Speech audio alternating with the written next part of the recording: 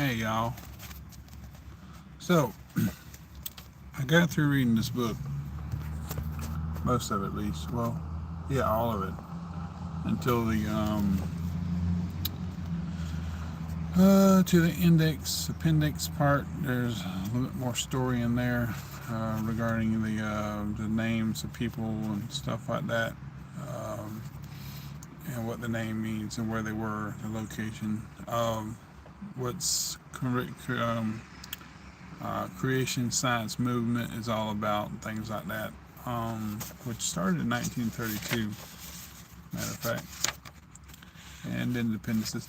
But anyway, I thought I'd tell you about some eyewitness accounts from the English countryside, and the British because it was talking about brute, because he started in the what, the 13th, 12th century BC, which was where you get your Welsh people. Everything is so interconnected, y'all. The Gales, the Gaelic, sorry, the Celtic, the Gaelic, Galatians, all that's all connected. The Scythians, which is Scottish, the ancient Scottish before they came to Scotland. That's all connected. The Ashkenazi Jews, the Ashkenaz, the Gomer, Javan, Japheth, father of the European peoples, therefore of the Germans, the Scottish, who became, who were once Scythians. That's even in the Bible. The Galatians, they were forerunners of the Scots and stuff, or vice versa. But anyway, let's see here. Dinosaurs from the Anglo-Saxon and other records. It says here. So this is chapter 10 of this book. And I'm going to see how much I can read of it without going too crazy on the time.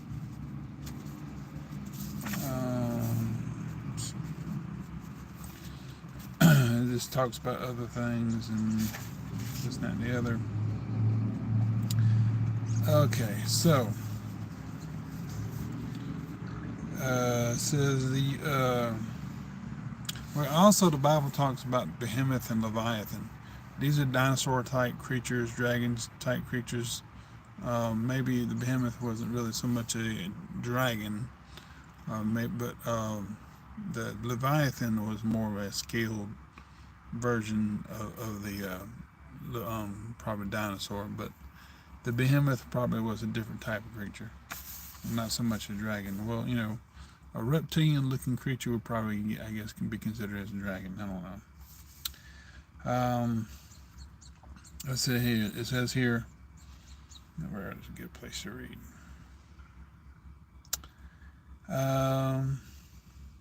It says there are, of course, the famous depictions of two such monsters from the Old Testament: Behemoth and Leviathan, Job chapter 40 and 15, 41, 34. Behemoth being a giant vegetarian that lives on the fens, and Leviathan is somewhat more terrifying, armor-plated amphibian whom only children and the most foolhardy would want as a pet. The Egyptians knew Behemoth by the name Fimu. I don't even know how I can't say Behimu or something like that, which is the same name, of course. Leviathan was similarly known as Lothan to the men of Ugarit. Babylonian and Sumerian literature has preserved details of similar creatures, as written and unwritten folklore to peoples around the world. But perhaps the most remarkable descriptions of living dinosaurs are those that the Saxon and Celtic peoples of Europe have passed down to us. And don't forget, there are also Komodo lizards, dragons.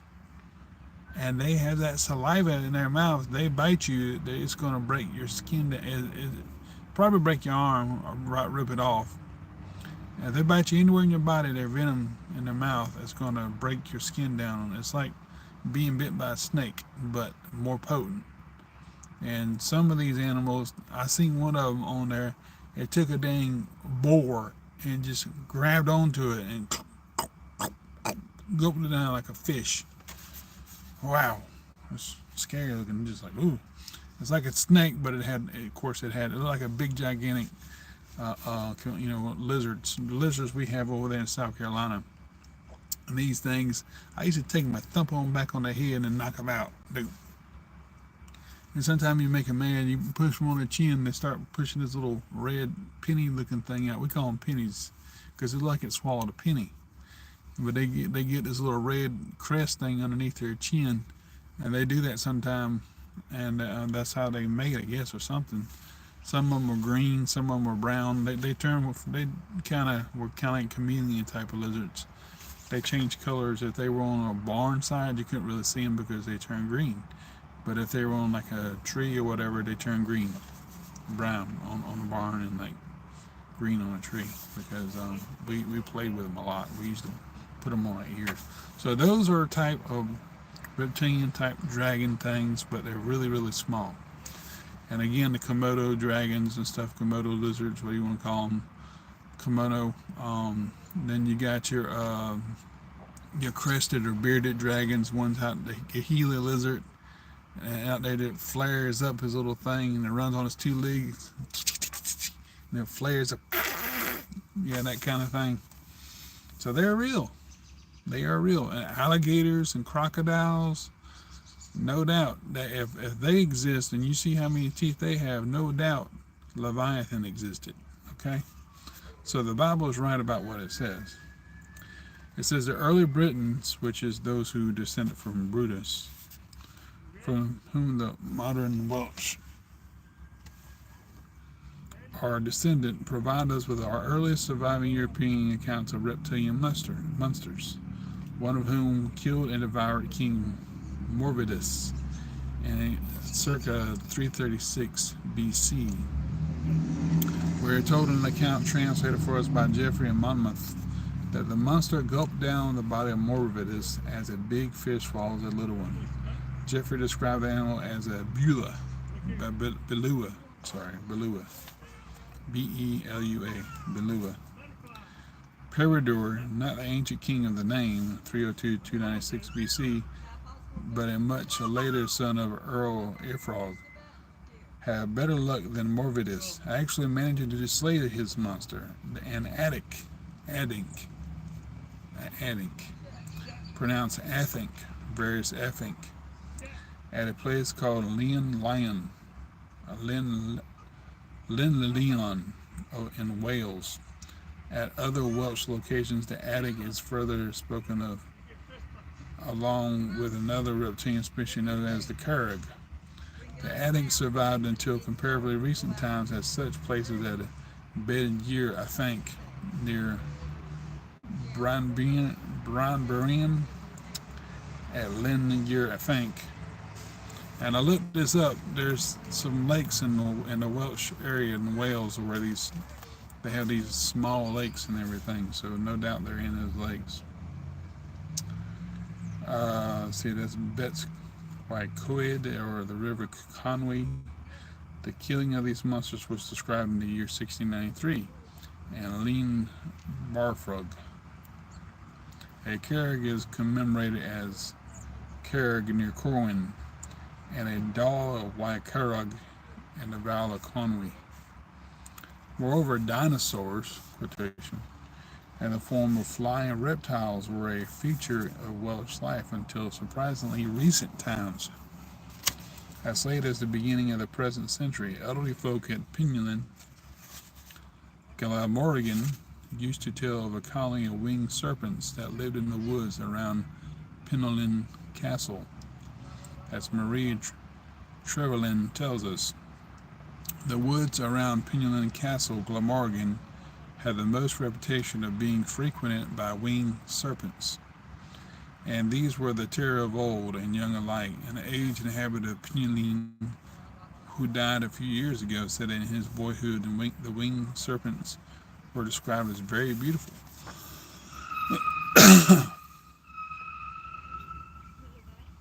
Yeah, it's kind of hard to stop when you got a trailer behind you.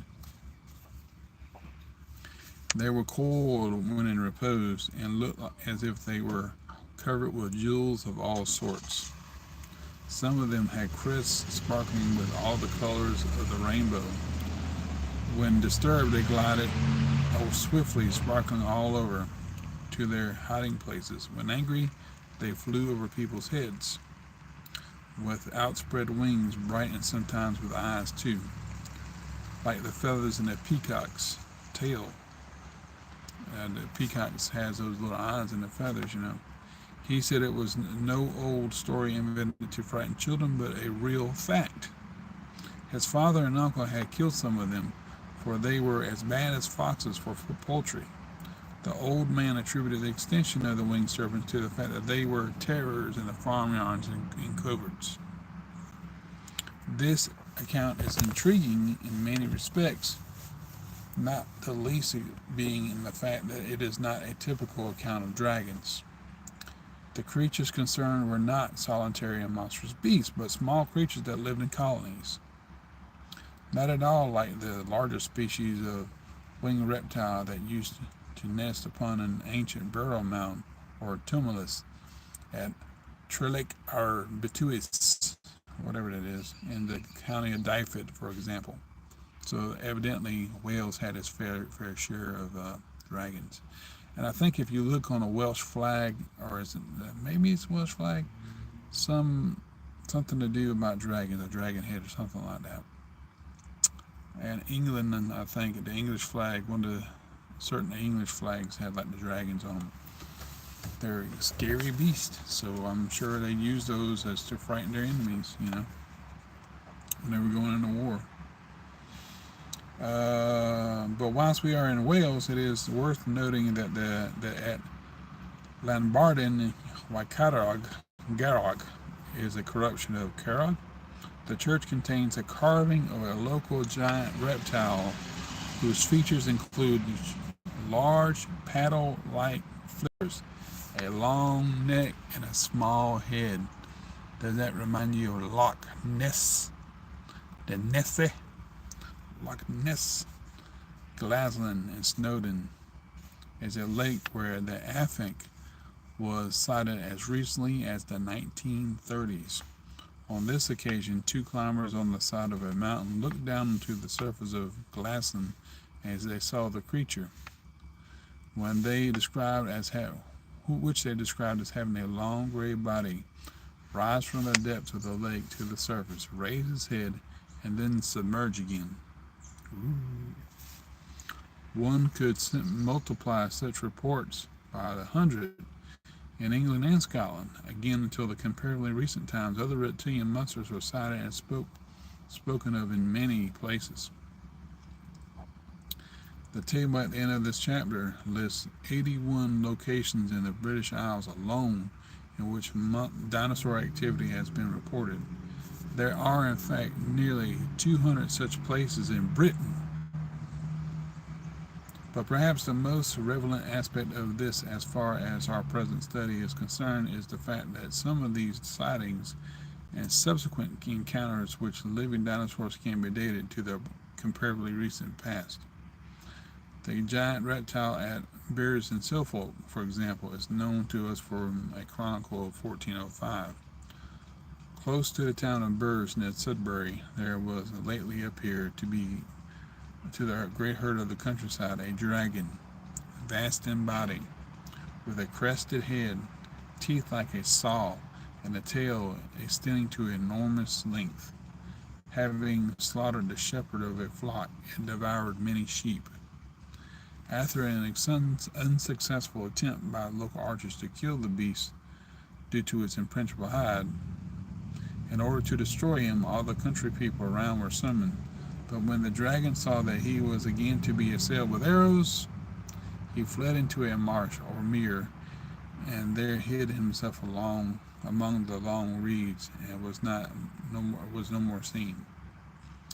Later in the 15th century, according to a contemporary chronicle that still survives in Canterbury Cathedral's library, the following incident was reported. On the afternoon of a Friday the 26th of September 1449, two giant reptiles were seen fighting on the banks of the river Stour near the village of Little Corned. I'm about to look that place up, which marked the English county borders of Suffolk and Essex. Suffolk and Essex. Southfolk and East Saxon. That's what Suffolk means, Southfolk. And Essex was East Saxon. One was black and the other one was reddish and spotted. They were probably doing a mating thing. One was a male, one was a female. After an hour-long struggle that took place to the admiration of many of the locals beholding them, the black monster yielded and returned to his lair, the scene of the conflict being known ever since as Sharp Fight Meadow. As late as August 1614, the following sober account was given to a strange reptile that was encountered in St. Leonard's Forest in Sussex. The sighting was near a village that was known as Dragon's Green long before this report was published. It was known as Dragon's Green long before that report was published. 3 years after the King James Version Bible came out. This serpent, or dragon as some call it,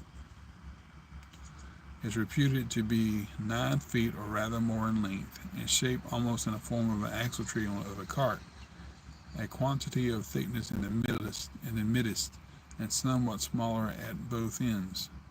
The former part, which he shoots forth as a neck, is supposed to be an eel, 3 feet 9 inches or 11 or 114 centimeters long, with a white ring, as it were, of scales around it. The scales along his back seem to be blackish, and so much as is discovered under his belly appears to be red. The color red appeareth. See, that's a little bit of English at that time for you. It is likewise discovered to have large feet, but the eye may there be deceived, for some suppose that serpents have no feet. See here. The dragon rides away, as we call it, as fast as a man can run. His food, rabbits, is thought to be for the most part in a coney warren, which he much frequents. There are likewise upon either side of him discovered 2 great bunches so big as a large football, and as some think, football was back then. They had footballs back then in the 1600s. How about that? 17th century. And as some think will in time grow to wings. But God, I hope, will to defend the poor people of the neighborhood, that he shall be destroyed before he grows to fledge. I read it before, but reading it out loud is something else. So they were worried about this dragon, whatever it was, growing wings, sprouting wings, and everything. It's probably a young one. This dragon was seen in various places within a circuit of 3 or 4 miles, and the pamphlet named some of the still living witnesses who had seen him. These included John Steele, Christopher Holder, and a certain widow woman dwelling near Faggot. Another witness was the carrier of the Horsham, who lieth at the White Horse Inn in Southwark. One of the locals said his 2 mastiffs, these, you know what mastiffs are, these dogs, onto the monster, and apart from losing his dogs, he was fortunate to escape alive from the encounter, for the dragon was already credited with the deaths of a man and a woman at whom it had spat, and who consequently had been killed by its venom. When approached unwittingly, our pamphleter tells us the monster was of countenance very proud, and at a sight or hearing of men or cattle will raise his neck, and upright it seemed to listen and look about with great arrogancy. Yeah.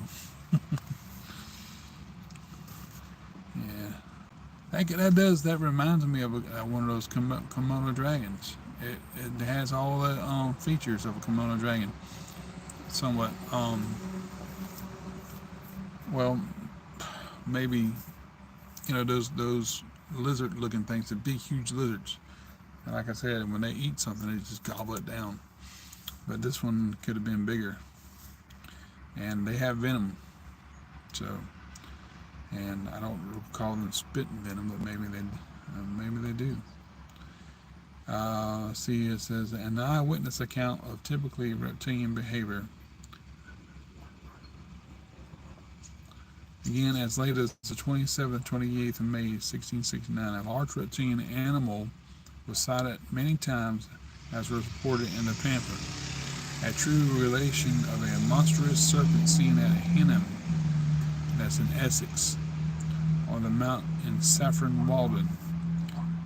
In 1867 was seen for the last time the monster that lived in the woods around Fiddleworth in Sussex. It would run up to people hissing and spitting as if they happened to stumble across it unawares, although it never harmed anyone. Several such cases could be cited, but suffice it to say that too many incidents like these are reported down through the centuries and from all sorts of locations for us to say that they are all fairy tales, because they're not fairy tales. We got the living proof with us. We have all these dragons with us. What do you call those in Florida that when it gets cold they fall out of the trees? The iguanas. They're dragons.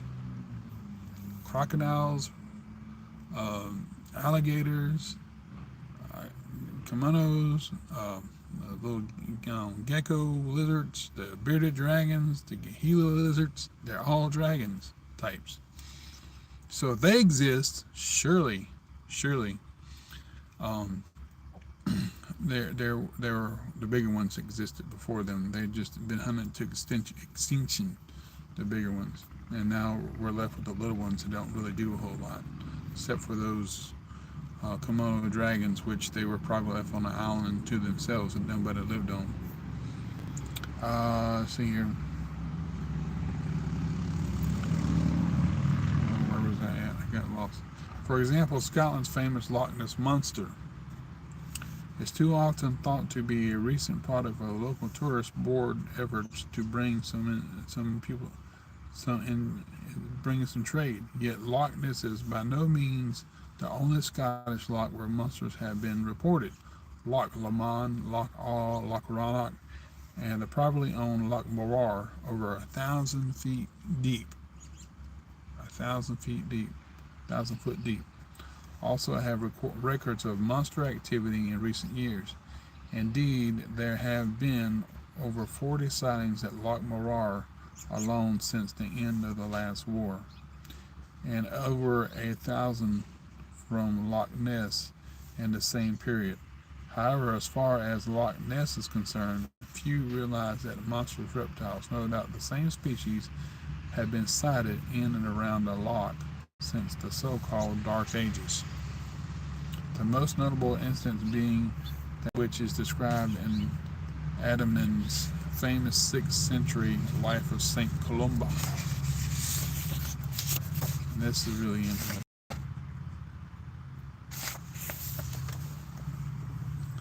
There we read that in the year AD 1565, Columba, on yet another of his missionary journeys in the north, needed to cross the river Ness.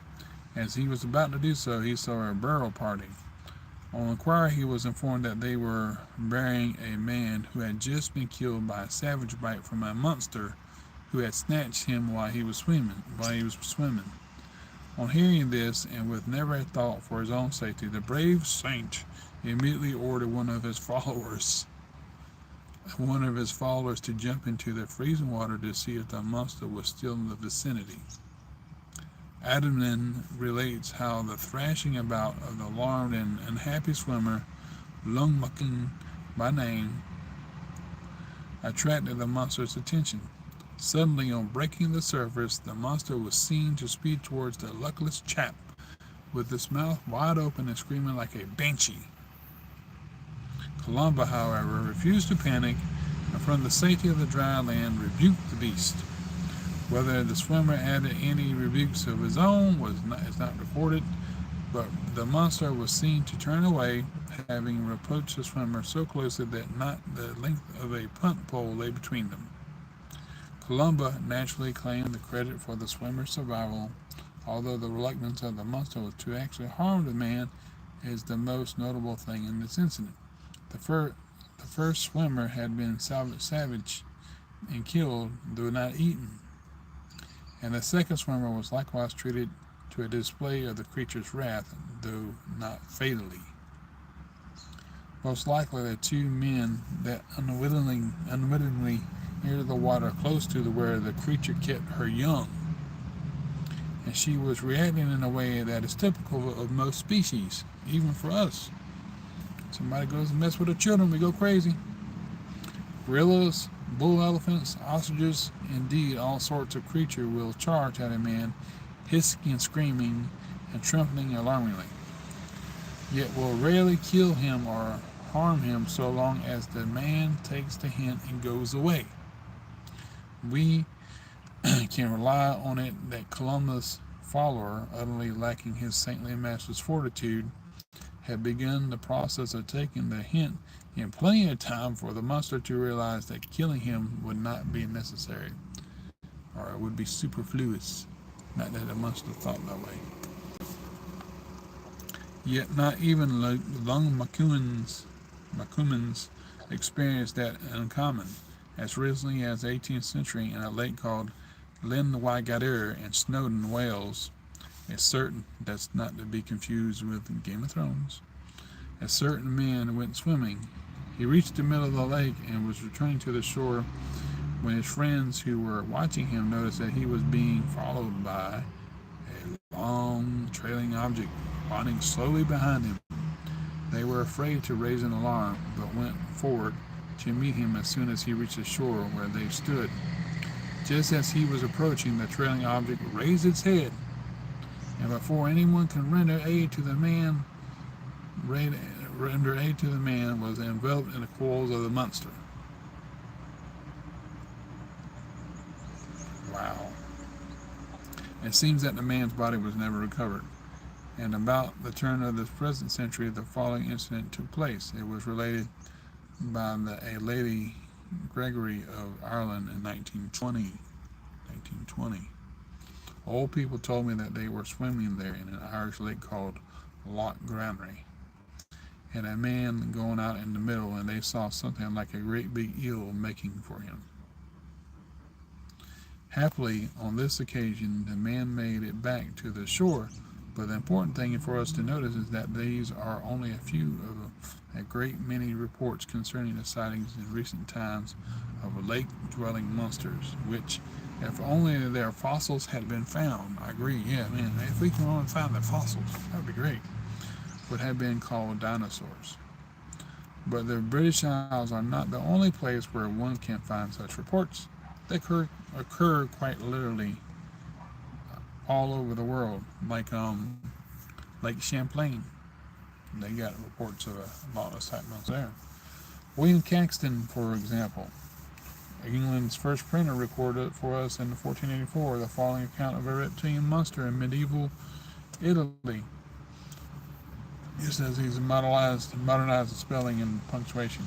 There was found within a great river, the Po in Italy, a monster marine or the sea of a form or likeness of which followeth.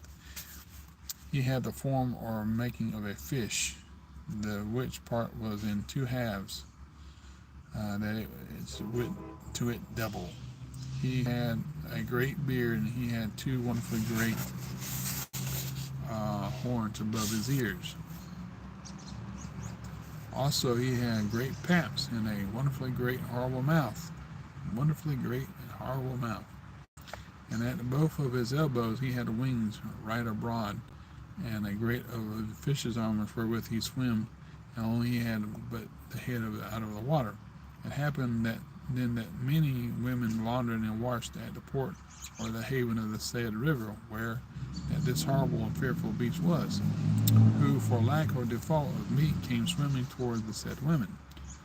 Over the which he took one by the hand and supposed to have drawn her into the water. But she was strong and well advised, and resisted against the said monster.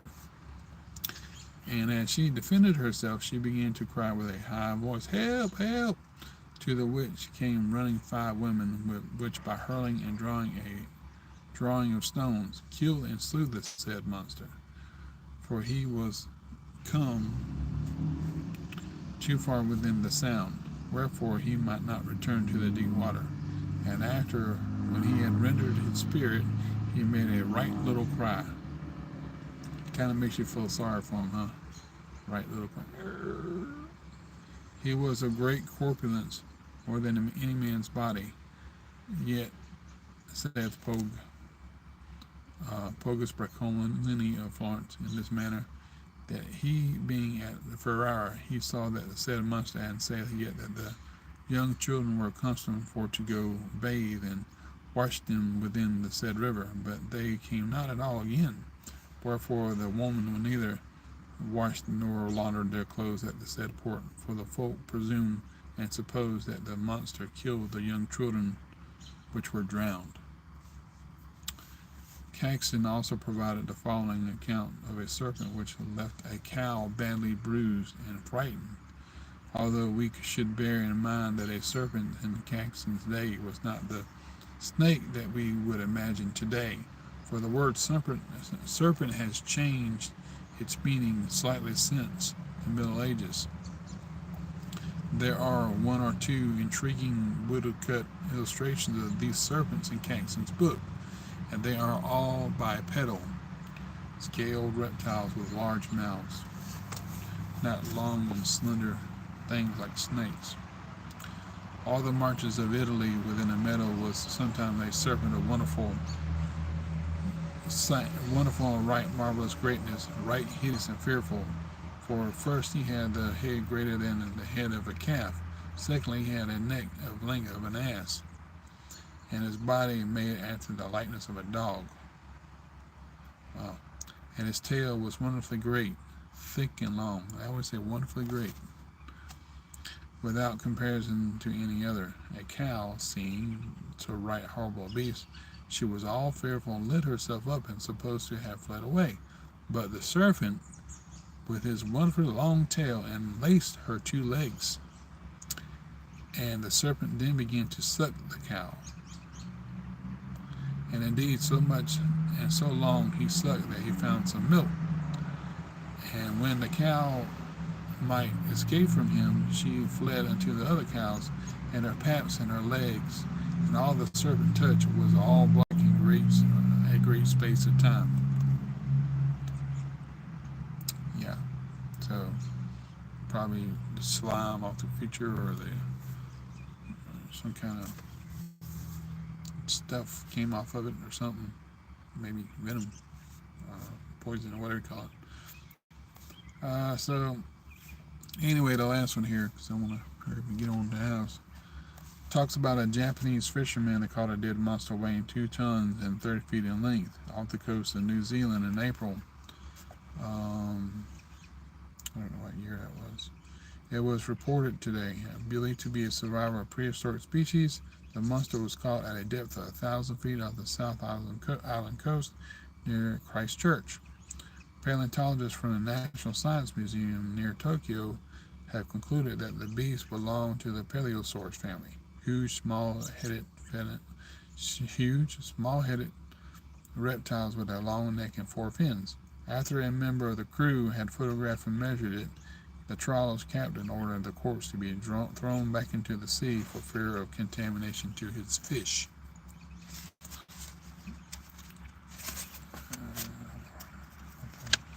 Okay, and this is the artist's conception. See the head right there, the neck, the fins, and the body, and the tail. Well, I'm sorry, the other way around. The head and the body, neck, and the body itself, and the fins and the tail, and the cross section of it. So that's the drawing, and they were saying really it was a shark. Does that look like a shark to you? Does that look like a shark? No, a decayed, rotten looking shark. It's too obvious, right? It's not provoking to consider that the Japanese had no problem with officially owning up to the present day existence of dragons, sea monsters, or dinosaurs. Indeed, they even issued a postage stamp with a picture of a Paleosaurus to commemorate the above find. Only we in the West seem to have a problem with the present day existence go away in that these creatures. For only 9 days after the appearance of the Times article, it was soberly announced on the July 30th, 1977 by the BBC, this is like in 1977, that the monster was only looked like a Paleosaurus. In fact, it was a shark that had decomposed in such a way as to convey the impression that it had a long neck, a small head, and four large paddles. How they or their informants at the Natural History Museum in Kensington can tell this since the creature was no longer available for examination, we can only guess, especially considering that the marine biologist on board the vessel, the Zihuyu Maru, had sketched the creature's skeletal structure, and it is nothing like that of a shark, which is what I just showed you. Marine biologists are highly trained scientists whose ability to detect disease and mutations in fish and marine mammals is crucial to the health of the consumer, let alone the profits of the fishing vessel concerned. So their knowledge of marine life is necessarily very great. Yet the BBC would have us believe that Michiko Yano, the government-trained and highly qualified marine biologist who examined, photographed, and measured the monster, wouldn't know a dead shark when he saw one. This guy is highly trained, and he's like, "This is what it was," and then they'd be like, "No, it was really a dead shark." Silly.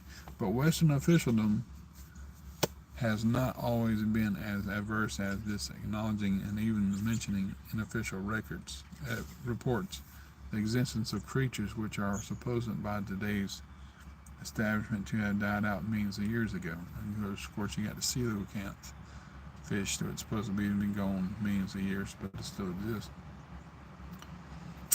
And of course, like I said before, the other dragon-like creatures. The following, for example, was penned only 200 years ago in 1793 and describes creatures that sound suspiciously like pterodactyls or similar. Remember, it is official and very sober government report that we are reading. In the end of November, beginning of December last, many of the country people observed dragons appearing in the north and flying rapidly towards the east, from which they concluded, and their conjectures were right, that boisterous weather would follow. Oh wow, I'm almost done. This report is intriguing for the fact that exactly 1,000 years before, an almost identical report made its appearance in the Anglo-Saxon Chronicle under the year 1793. The two accounts are nothing more than the country people being able to predict the weather by observing the behavior of the animals, which is a skill that they have always possessed and used. And these accounts, combined with later records of 1170, 1177, 1221, 1222, 1233, and 1532, suggest that these creatures could tell the approach of bad weather coming in off the Atlantic and simply migrated to calmer regions while the bad weather lasted. Considering the flimsiness and fragility of the wings of pterodactyls and similar creatures, the reports make eminent sense. But now we come to the most notable records of all. They are written works that are remarkable for the graphic detail which they portray the giant reptiles that the early Saxon, Danes, and others encountered in northern Europe and Scandinavia. In various Nordic sagas, the slaying of the dragons is depicted in some detail, and this helps us to reconstruct the physical appearance of some of these creatures. And the Volsungakassia, whatever that means. For example, the slaying of the monster Fafnir was accomplished by Sigurd digging a pit and waiting inside the pit for the monster to crawl overhead on its way to the water.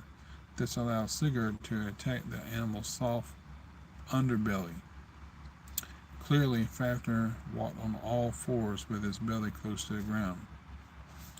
Likewise, the Volupsa tells us of a certain monster which the early Vikings called Nithogr, its name Corpse Terror, revealing that the fact that it lived on off Carrion. Saxo Grammaticus in his Gesta Danorum tells us of the Danish king Frotho's, not Frodo, fight with a giant reptile, and it is an advice given by a local to the king and recorded by Saxo that the monster is described in great detail.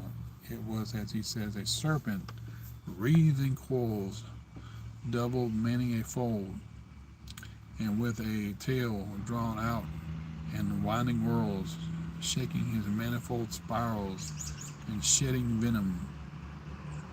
Kind of reminds you of show off of Jurassic Park. You know that thing that spit on that guy.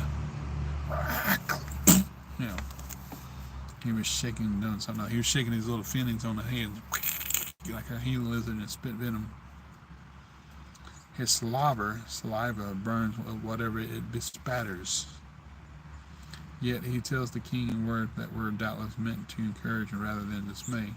Remember to keep the dauntless temper of thy mind, nor let the point of the jagged tooth trouble thee, nor the starkness of the beast, nor the venom.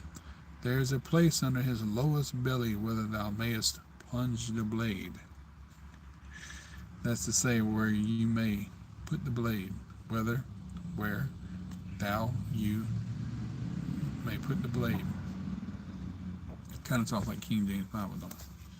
The description of this reptilian monster closely resembles that of the monster seen at Hinnom, and the two animals will have belonged to the same or similar species. Notable especially is their defense mechanism of spitting corrosive venom at their victims. But it is the epic Anglo-Saxon poem Beowulf that provides us with truly invaluable descriptions of a huge reptilian animals only from 1400 years ago, infested Denmark and other parts of Europe, and we shall turn our attention now to the close and very detailed examination of this most remarkable account. And that's another chapter. I'm not going to read that though. But if you want to read the book, you'll get it book. There you go. Some of the sites of dinosaur activity. Activity. I'm going to read that to you and wrap it up.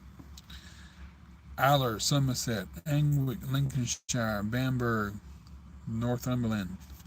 Bamberg, that's the one with Uhtred of Bamberg. That I'm sure that it had. I forgot the name of it. Uhtred.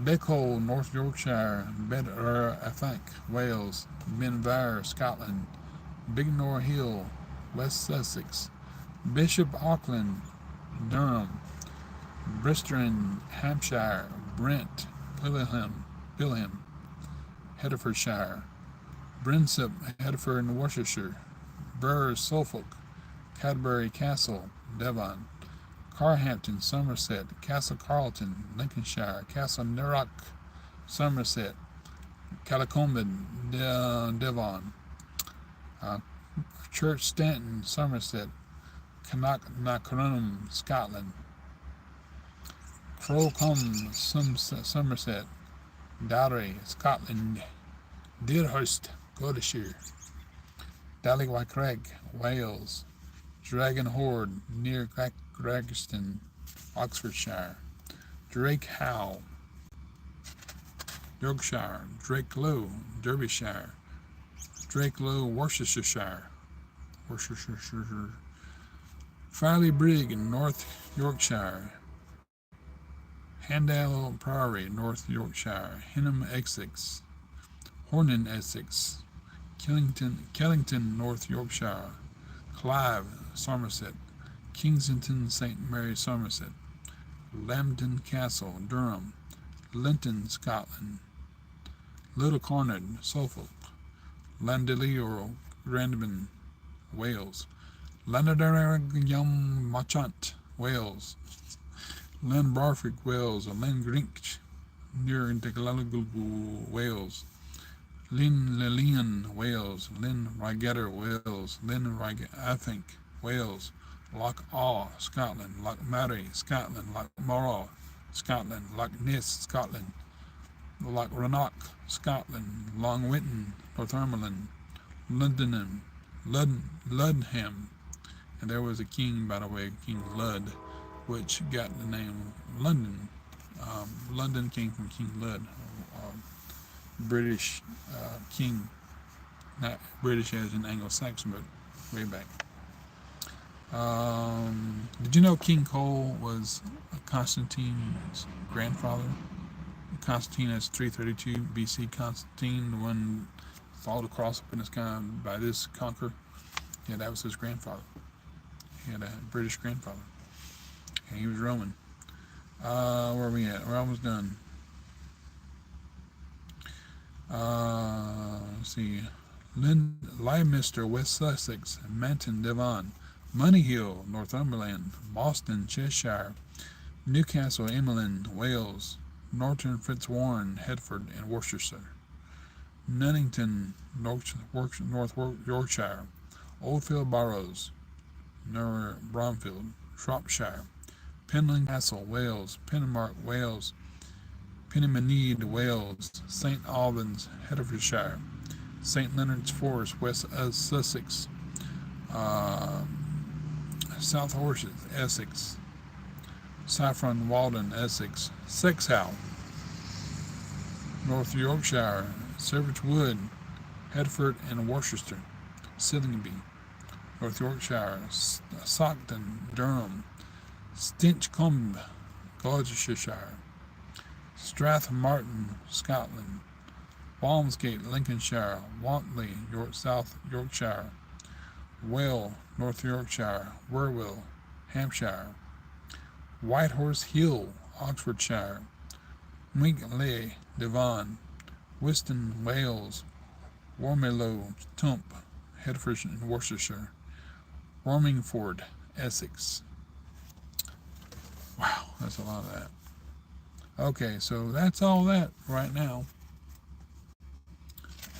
They had in chapter 11 of Beowulf and the creatures, how you ripped off their arms in one of these things. And that's something else. Had little arms, big legs. But anyway, that's something else. So there you go. There's some eyewitness accounts from our ancestors, even recent, of dinosaurs in the wild, or reptilian creatures, and some obviously are extinct now. Because think if they weren't extinct. Oh my gosh.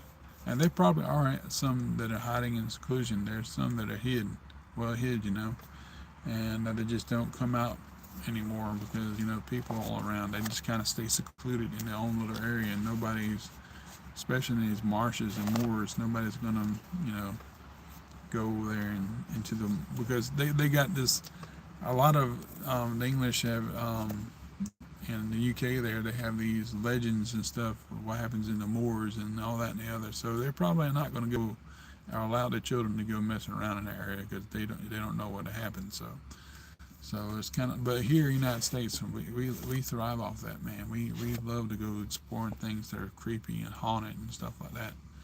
But what if there are any kind of creatures whatsoever still in England or the UK or whatever those areas that listed here? Yeah, they better be smart and not do those kind of things, those kids. Anyway, I'm sure there are some. I could probably pull them on YouTube of kids going out there, UK kids or British kids, whatever, or English kids, what do you want to call them? Going out there and looking for trouble in all the wrong places. But they might find some. But anyway, that's all I'm going to do, because I got to get off here and get ready to go to work. And I hope y'all enjoyed that. That was fun. It really was. It took 50 minutes to do it. Anyway, we'll see you later, and God bless, and take care, and stay away from unknown places.